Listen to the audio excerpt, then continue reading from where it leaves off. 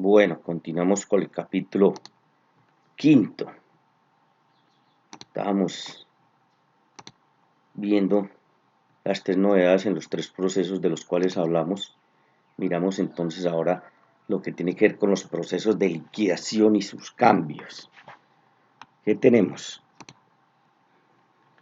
Los procesos de liquidación en el Código General del Proceso que corresponden a la sección tercera del libro tercero, con 4 títulos, o sea, 4 tipos de procesos allí. Los 3 tradicionales que ya vimos en contextualización, más uno de los 2 nuevos, que es el régimen de insolvencia de personas naturales no comerciantes. El primero son las sucesiones. Vamos a ver solo algunos o un cambio significativo, porque pues en ese ustedes ya tuvieron la oportunidad de sucesiones de analizarlo y verlo, o lo están viendo. Y ese es el proceso tipo dentro de los de liquidación. Por eso, para muchos efectos, los otros procesos, los otros se remiten a las normas procesales del de sucesión. Está el de sucesión, tenemos el disolución y liquidación de sociedades conyugales patrimoniales entre cónyuges, entre compañeros permanentes por causas distintas a la muerte. Ese sería el segundo título o segundo proceso. El tercero es disolución, liquidación y nulidades de sociedades en general. Y el cuarto, ya lo decíamos, el régimen de insolvencia. Sobre este de sucesión que nos interesa el capítulo cuarto, el trámite de la sucesión, esto es el artículo 487, disposiciones preliminares en torno a él, pero sobre todo el parágrafo que nos habla, que es lo verdaderamente novedoso, porque lo otro se viene trabajando como se venía desde el Código de Procedimiento Civil, que dice: la partición del patrimonio que en vida espontáneamente quiera efectuar una persona, porque antes tocaba hacer una cantidad de maniobras jurídicas cuando la persona deseaba eso, porque la única posibilidad era el testamento o en sí la muerte para abrir el proceso de sucesión. Ahora con este parágrafo, entonces podemos acudir a esa partición por un acto voluntario. Decíamos el título segundo, el tercero y el cuarto, ahí están: la liquidación de sociedades conyugales patrimoniales por causa distinta de muerte de quienes la integran, disolución, nulidad y liquidación de sociedades, y la insolvencia de persona natural no comerciante. Decíamos que nos interesa en principio esta partición del patrimonio que en vida espontáneamente quiere efectuar una persona. Dentro del trámite de la sucesión, entonces encontramos el parágrafo. Mirémoslo y vamos a hacer comentario de cada uno de esos en la primera parte del 487, que nos dice: las sucesiones testadas, intestadas o mixtas se liquidarán por el procedimiento que señala este capítulo, sin perjuicio del trámite notarial previsto en la ley. O sea, todas las sucesiones, si hay común acuerdo, se pueden adelantar ante notarías. Ustedes ya lo saben, ahí hay una competencia prevalente, y por lo tanto, existiendo común acuerdo, se puede ante notario. De lo contrario, tocaría un proceso ante la jurisdicción si es contencioso. Dice: también se liquidarán dentro del mismo proceso las sociedades conyugales o patrimoniales que por cualquier causa estén pendientes de liquidación a la fecha de la muerte del causante, y las distintas con ocasión de dicho fallecimiento. Entonces, ¿qué sucede? El mismo trámite de la sucesión se puede liquidar sociedades por causa de muerte, más las que por cualquier causa estén pendientes de liquidación al momento de muerte. Entonces son todas. Hay que tener cuidado con prestar atención a este inciso, porque mire que son cualquiera que estén pendientes de liquidarse al momento de muerte. Miren que aquí de una vez se abre y se despeja el camino, son todo tipo de sociedades, porque estamos al portas. Ustedes saben que viene evolucionando en Colombia la posibilidad de generar otro tipo de sociedades con ese mismo carácter, no solo afectivo, sino también el patrimonial. Y me estoy refiriendo ya no compuestas por 2 personas, estamos al portas de tener sociedades de más personas, por ejemplo de 3, que ya les digo, compartan y adquieran esas obligaciones que hay que darle solución en la vía civil, tanto sentimentales, como puede ser un tipo de unión, llámenla como quieran, y las patrimoniales. Por lo tanto, para efectos de liquidación, aquí está incorporado. Y la segunda parte del 487. que es el parágrafo. Dice, ¿y en qué consiste? Y lo desarrollaremos. La partición del patrimonio que en vida espontáneamente quiere efectuar una persona para adjudicar todo o parte de sus bienes. Ya lo vamos a desintegrar para mirarlo con precisión. Con o sin reserva de usufructo o administración. Deberá, previa licencia judicial, efectuarse mediante escritura pública en la que también se respeten las asignaciones forzosas, los derechos de terceros y los gananciales. En el caso de este será necesario el consentimiento del cónyuge o compañero. Vamos entonces a mirar lo que es lo que nos interesa desmenuzadito, con calma, que es lo que ustedes tienen que entender y aprender de este parágrafo. Hoy, entonces ya se tiene la facultad de esa distribución que antes no se podía hacer. ¿Cómo? El primer aspecto, mediante o a través de escritura pública, evitando el ulterior trámite de proceso de sucesión. Ya no será necesario simular ventas o daciones en pago. Eso era lo que tocaba hacer antes, cuando uno lo buscaban, le pedían el concepto como abogado y la persona en vida quería hacer esa repartición, pues no podía tocar todas estas vueltas por simulaciones de ventas, por daciones en pago, para intentar cumplir con el interés del cliente. Ahora eso ya desapareció y por eso fue que el legislador lo incorporó, porque dijo, estamos en mora en Colombia de que la persona por su propia voluntad distribuya sus bienes, en todo o en parte. Se requiere ser persona capaz. Bueno, obvio que está todo el régimen de la capacidad, la legitimación para actuar, y esa es de perogrullo, ¿no? Claro, la capacidad. Para la partición y adjudicación de bienes se deberá tener previa licencia judicial otorgada por el juez de familia en única instancia. Es uno de los muchos asuntos que vimos nosotros. Artículo 21, acuérdense que nos habla de los procesos de única instancia ante jueces de familia, numeral 13. Entonces, licencia judicial. ¿Qué es una licencia judicial? En el fondo, licencia judicial no es nada distinto a un permiso que tiene que estar revalidado por un juez de la República a través de un proceso. Entonces, ese proceso se adelanta ante ese juez. Él establece, miremos, ahorita ya vamos a mirar adelante, el régimen de respetar derechos de herederos, presuntos herederos y terceros acreedores, para que no se vaya a volver esta figura o se constituya esta figura en una forma de defraudar, por ejemplo, terceros.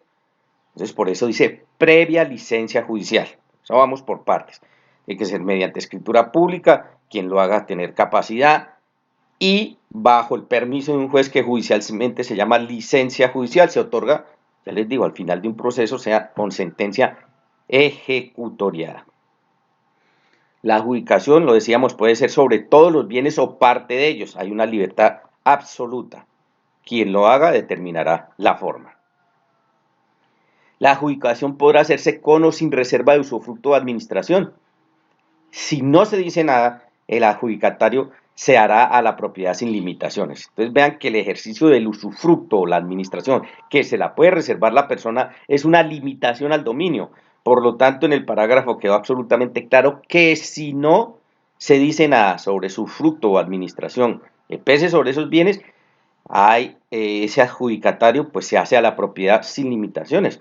Todos los derechos patrimoniales, todos los derechos de propiedad en cabeza del adjudicatario. Sustento en la norma sustancial. ¿En cuál? Artículo 1375, que ya existía, sino digamos que no se había desarrollado. Partición de bienes por el testador. Si el difunto ha hecho la partición por acto entre vivos o por testamento, se pasará por ella en cuanto no fuere contraria a derecho ajeno. Miren que es también interesantísimo que desde que entró en vigencia nuestro Código Civil ya se vislumbraba, o el legislador ya había vislumbrado esa posibilidad de hacerlo en vida, sino que nunca se desarrolló. Esa es la importancia de este parágrafo, que ahora sí nos habíamos acostumbrado, ya les digo, que tenía que ser única y exclusivamente vía testamento o producido el hecho jurídico de la muerte para poderlo hacer. El adjudicatario será dueño por el modo de la tradición, claro, sin que su derecho dependa de las contingencias de la muerte o de la sucesión sobreviniente. Eso es lo que se quiere evitar y eso es la posibilidad que se le está dando entonces ahora a las personas. En ese ejercicio de la escritura pública, ¿qué es lo que debe observarse? porque eso es lo importante y en esto consiste el tema de la licencia judicial. Apenas un recorderis del contenido. Debe comparecer el adjudicatario y debe aceptar la adjudicación. Primero, las asignaciones forzosas. Entonces van y retoman eso, ¿cierto? Alimentos debidos por el testador, siempre hay que incorporarlos. La porción conyugal, que es la parte del patrimonio del difunto que la ley asigna al cónyuge supérstite, que carezca de lo necesario para su congrua subsistencia. Entonces, ojo que la porción conyugal, claro, siempre y cuando el otro compañero lo necesite o los otros. Acuérdense que aquí podemos ampliar el tema de ese tipo de sociedades para garantizarle su congrua subsistencia, lo que necesite en realidad y que esté probado. La legítima rigurosa, o sea, legitimario, sinónimo de heredero, ¿cierto? Y vamos a los órdenes. Hijos en el primer orden, ascendientes o padres adoptantes en el segundo orden, hermanos o el cónyuge en el tercer orden, por mitades, y los sobrinos, cuarto orden, y el último, el quinto, el Instituto Colombiano de Bienestar Familiar. Del acervo hereditario, entonces, la media le corresponde, la mitad le corresponde a la legítima rigurosa, un cuarto corresponde a mejoras, ¿cierto? Generalmente a descendientes, y el cuarto de libre disposición. Todo tal cual como ustedes conocen en sucesiones, o si no lo han visto como lo van a ver, de la repartición exactamente igual. Pero mire que aquí el juez lo verifica, entonces se respeta, si es el caso la porción conyugal, obligatoriamente la legítima rigurosa en tratándose del orden que le corresponda, y entonces ahí tenemos el 100%, porque la mitad será de legítima rigurosa.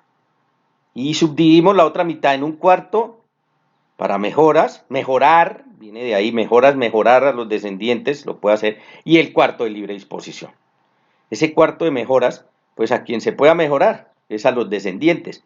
Por eso, quien lo haga, el adjudicatario, pues dispondrá, digamos, de esa manera, respetando eso. Entonces, acuérdense en ese esquema general, del 100%, la mitad le corresponde a la legítima rigurosa.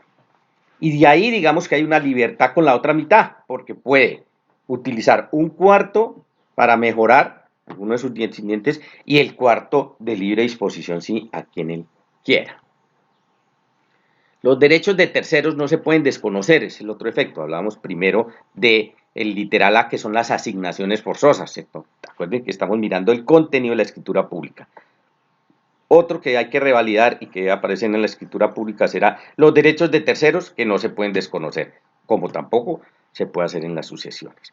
Y los gananciales, que en este caso es necesario el consentimiento del cónyuge o compañero permanente, de tal manera que en ese mismo acto se debe proceder a liquidar la sociedad conyugal o patrimonial. Entonces tiene que ser con anuencia del cónyuge o compañero permanente, que también existía anteriormente, ya eso se corrigió, la posibilidad de que se defraudara al otro cónyuge o se hiciera a espaldas de la obra. Con esto se revalía en la escritura pública sobre gananciales, entonces ese consentimiento tiene que ser expreso y se procede entonces a liquidar la sociedad conyugal o patrimonial. Cuando se liquida una sociedad queda un valor, ¿cierto?, que se debe repartir entre los dos cónyuges. La masa de cada quien recibe o se conoce como gananciales. Esta es la definición en el fondo de gananciales. Son aquellos bienes adquiridos por los cónyuges durante el matrimonio o hoy extensivo durante el régimen de la sociedad conyugal. Pues ahí van los gananciales. Vamos, ahí lo miramos, digamos, desde la óptica de socios, y como socios, pues por gananciales a uno le corresponde la mitad, habiéndose adquirido esos bienes dentro de esa sociedad. Los herederos, el cónyuge o compañero permanente, y los terceros que acrediten un interés legítimo podrán solicitar su rescisión dentro de los 2 años siguientes a la fecha en que tuvieron o debieron tener conocimiento de la partición. Ojo, la figura de la rescisión precisamente para envolver todo esto que venimos hablando de no ir a defraudar a nadie. Por eso entran los herederos, los socios como tal y los terceros con interés legítimo dentro de los 2 años siguientes. Esta partición no requiere proceso de sucesión, pues obvias razones que hemos analizado y hemos visto que es precisamente por eso. De tal manera que con esto queda todo estructurado, una figura que es verdaderamente novedosa en el Código General del Proceso y entonces tiene todo un contexto, va a ser muy importante, la van a tener que utilizar porque mucha gente ante tanto problema de las sucesiones en muchos de los eventos, de eso tenemos muchísimas noticias, ¿no? De qué sucede después de que la persona se va y no deja la repartición. Pues hoy optan y pueden optar, miren, ustedes ya tienen todo el derrotero jurídico, los sustentos en las distintas leyes, en los distintos artículos para hacerlo.